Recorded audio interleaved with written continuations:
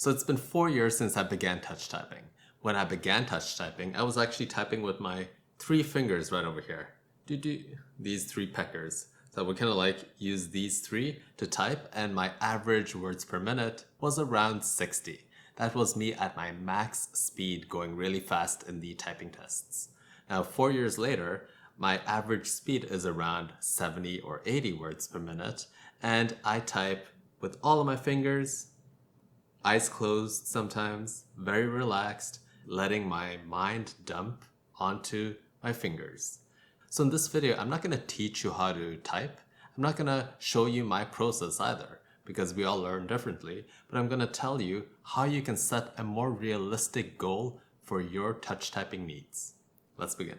Now, I have a long list that I've been slowly accumulating over these past 4 years, where I kind of list out what I think is wrong with the mentality of wanting to type fast. The first thing that I want to talk about is that speed is the highest metric that you are evaluated on when you are doing these tests. Sure, you can get those other stats too with like accuracy and consistency and so on, but the big number is words per minute. And the thing that I want to focus on here is that when you are typing things for yourself, words per minute doesn't really matter that much anymore.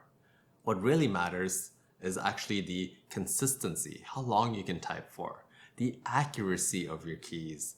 Are you making a lot of mistakes, or are you actually hitting the keys that you want to hit? And also your comfort and your technique. Are your wrists feeling really tight and sore after just one sentence, or can you relax a bit as you're typing and go for a longer time? And if you break down the typing tests, what are they? Well, they're usually a quick sprint of typing. I can write 100 words per minute when I am doing these tests, but this is not really what you should be aiming for as a goal when it comes to typing. Who wants to have a really high word per minute count when all they are writing is dog, hand, finger, nail, eyes? So these tests, they usually focus so much on the typing speed that you can achieve at a very short sprint. But what you also need to worry about and think of when you are training and practicing your typing is the longer marathon typing sessions. Another thing with typing tests is that you many times double down on bad habits. A test really is a test to see how you are doing and how your form is at that very moment. And if you have some bad habits that you have woven into your typing form, during a test, you're actually going to use those bad techniques to then squeeze out the best score that you can achieve in that test. And this makes it so that every single typing test, you're just trying to be as fast as possible. And this becomes an issue because you just continuously rely on those bad habits that you have, because that is the quickest way you can touch those keys in that current state that you're in.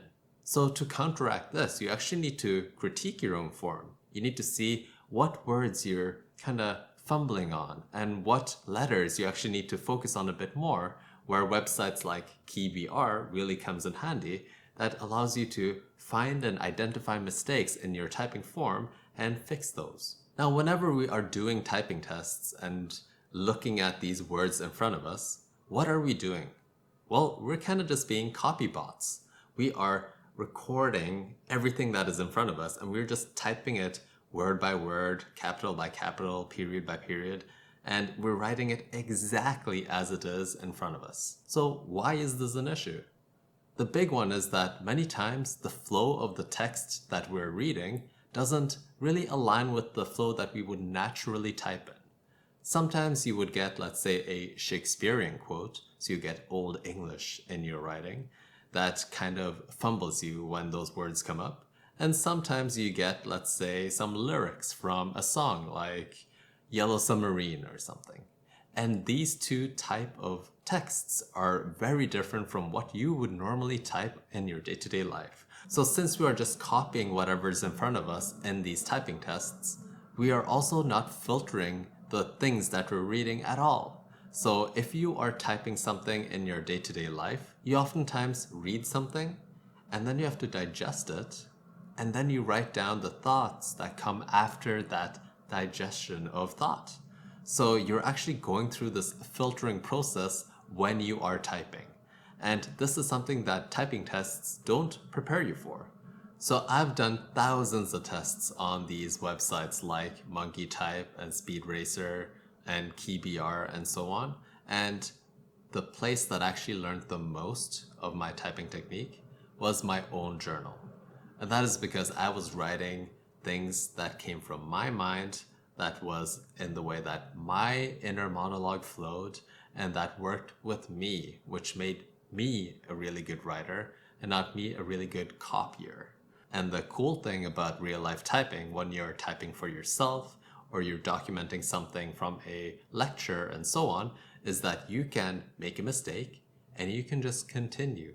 There's nothing wrong with just going past the mistake, but in typing tests, you're oftentimes forced to edit and fix those mistakes that you make along the way so that you can finish the test. So now that I've mentioned why I think having a wholly word per minute goal is bad, let me just talk about a different way that you can frame it. The old way would be, I want X amount of word per minute. Let's just practice typing until we get that X word per minute. Initially for me, that was actually 100 words per minute. And right now, after 4 years, I don't type 100 words per minute, but I am extremely satisfied with my typing skills because it does everything that I want it to do. So instead of thinking of it as a specific words per minute goal, think about your specific needs. Why do you want to type faster?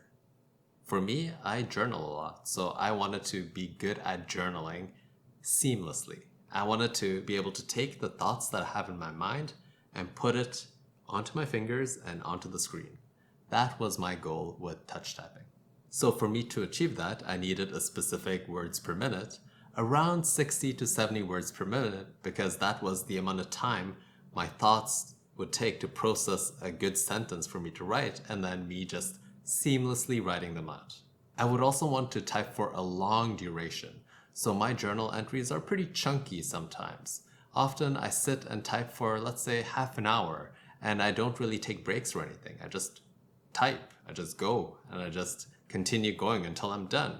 The last thing that was important for me was actually to be able to type with my eyes closed. I know it sounds kind of weird, but I wanted to be able to just close my eyes, sit in a dark room, and just type my thoughts out.